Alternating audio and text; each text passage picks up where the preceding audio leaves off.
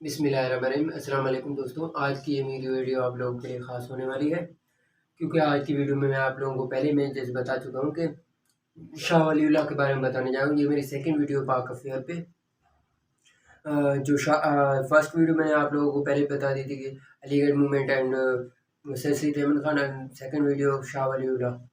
سب سے پہلے میں آپ لوگوں کو بتا چلوں کہ شاہ ولی اللہ کا اصل نام کیا تھا۔ قطب الدین احمد اصل نام تھا شاہ ولی اللہ کا۔ اور شاہ ولی اللہ پیدا کب ہوئے؟ شاہ ولی اللہ پیدا ہوئے 1703 میں 1703 میں 21 فیب میں پیدا ہوئے شاہ ولی اللہ۔ جس ٹائم شاہ ولی اللہ پیدا ہوئے تو اس ٹائم اورنگزیب عالمگیر جیسے 1707 میں اورنگزیب عالمگیر کی اورنگزیب کی ڈیتھ ہو چکی تھی، جس کے بعد جو اورنگزیب کے پچھلے جو مغل شہزادے تھے تو وہ آپس میں ایک دوسرے کے ساتھ لڑنا شروع ہوئے حکومت کے لحاظ سے، اور مطلب کہ آرام و آسائش کے لیے۔ جس طرح آپ کو پتہ ہے کہ جس طرح ایک بندے کو پتہ چلتا ہے کہ یہ چیز میرے لیے بہت اچھی ہے، بہت خاص ہے، تو وہ اسی وجہ سے اقتدار کے لالچ میں ایک دوسرے سے لڑنے پڑ گئے۔ چلو ہم چلتے ہیں اپنے ٹاپک کی طرف، تو پھر یہ بھی ٹاپک کا حصہ ہی ہے۔ تو سب سے پہلے جو اچھا شاہ ولی اللہ کے فادر کا نام کیا تھا؟ شاہ ولی اللہ کے فادر کا نام جو تھا عبد الرحمن تھا۔ عبد الرحمن نام تھا، جو ایک متقی اور ایک بہت اچھے مطلب کہ حافظ قرآن اور دین کو علم کو جاننے والے شخص تھے۔ اور شاہ ولی اللہ کے فادر کی وفات کے بھی شاہ ولی اللہ کے ابو کی وفات 77 سال کی ایج میں ہوئی، جب آپ 17 سال کی ایج کے تھے۔ تو اس کے بعد شاہ ولی اللہ نے کیا کیا؟ اس کے بعد شاہ ولی اللہ نے مدرسہ رحمانیہ، جہاں پر 12 سال میں انہوں نے تعلیم حاصل کی تھی، وہاں پر پڑھانا شروع کر دیا۔ تو اس کے بعد وہاں پر کافی عرصے بعد پڑھایا، اور اس کے بعد مدینہ کی طرف چلے گئے، سعودی عرب کی طرف چلے گئے۔ وہاں پر دو مقصد کے لیے سعودی عرب گئے تھے۔ فرسٹ ایک تو تعلیم کے لیے، اور دوسرے نمبر پر حج کرنے کے لیے۔ اور یہاں پر بھی اپنے ملک میں بھی رہ کر بھی دلی میں پیدا ہوئے تھے، اور اپنے ملک میں بھی رہ کر اس نے کافی سارے نالج، جیسے اپنے باپ سے میٹا فزکس میں، لاجکس میں، اور قرآنی تعلیمات میں، احادیث، اور کافی سارا نالج اکٹھا کیا تھا۔ اب جب مدینہ کا سفر کب تک تھا؟ 1730 تک سعودی عرب میں رہے۔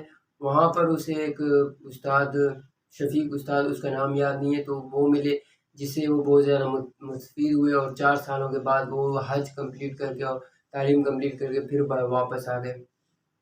جب واپس آئے تو یہاں پر مسلمانوں کی حالت ٹائٹ ہوئی پڑی تھی، اور مسلمان کو پتہ ہی نہیں تھا، حدیث کے بارے میں پتہ ہی نہیں تھا۔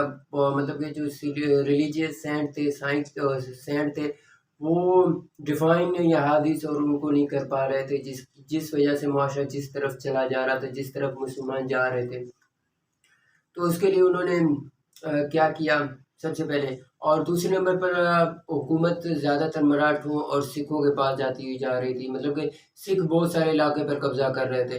اس پریشانی کے مد نظر اور اس میں ایک اور مسئلہ بھی چل رہا تھا کہ شیعہ اور سنی کا مسئلہ بھی چل رہا تھا، کہ دو ایک دوسرے کے بالکل اپوزٹ تھے، اور ایک دوسرے کے خلاف تھے، جنگ میں تھے۔ تو شاہ ولی اللہ نے یہ 3-4 ڈفرینس مسلمانوں کو ملائے۔ سب سے پہلے شاہ ولی اللہ نے وہ علاقے جو سکھوں اور مراٹھوں نے قبضہ کر لیا تھا، ان کو مطلب کہ فتح کرنے کے لیے آپ نے کافی سارے مسلم حکمرانوں کو درخواستیں لکھی، اپلیکیشن لکھی کہ میرے ساتھ آ جاؤ، ہم لوگ ایک جہاد کرنا چاہتے ہیں جو سکھوں اور مراٹھوں کے خلاف۔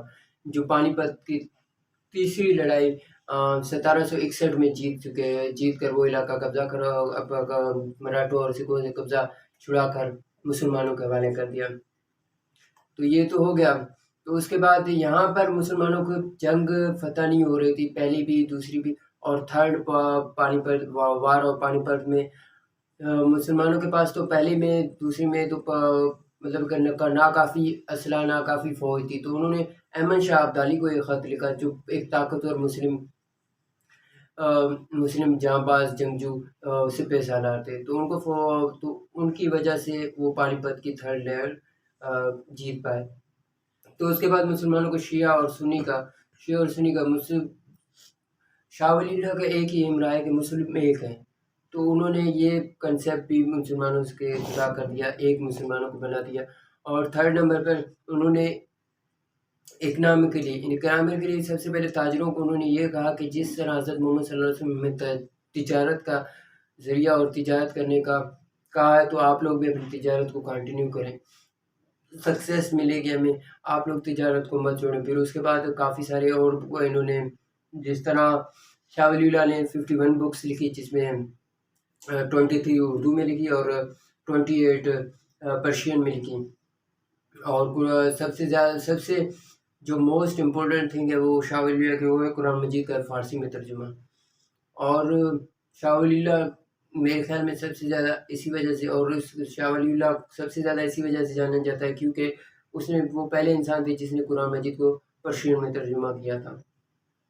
تو اس کے بعد شاہ ولی اللہ کی ہسٹری آپ لوگوں کو میں بتا چکا ہوں، تو شاہ ولی اللہ بک کے بارے میں نے آپ کو بتایا، اور شاہ ولی اللہ کا یہ چھوٹا سا انٹروڈکشن تھا شاہ ولی اللہ کے بارے میں۔ اور بھی کافی سارے میں انشاءاللہ ویڈیو پاک افیئر پہ لاتا رہوں گا، اور بھی کافی آپ لوگوں کو بتاتا رہوں گا کہ پاک افیئر میں اور شاہ ولی اللہ کے آپ کو پتہ چل گیا کہ کیا اس کے خدمات تھی مسلمانوں کے لیے، اور کیا کیا کیا شاہ ولی اللہ نے مسلمانوں کے لیے، اور کیا کیا اس کی۔ اور شاہ ولی اللہ کے آخر میں بتاتا چلوں کہ شاہ ولی اللہ کے ڈیتھ کب ہوئی۔ شاہ ولی اللہ 1762 میں شاہ ولی اللہ اس دنیا سے چلے گئے، اور یہی تھا شاہ ولی اللہ کا تھوڑا سا خلاصہ جو میں آپ کے ساتھ۔ تھینک یو، ملتے ہیں نیکسٹ ویڈیو میں۔ اللہ حافظ۔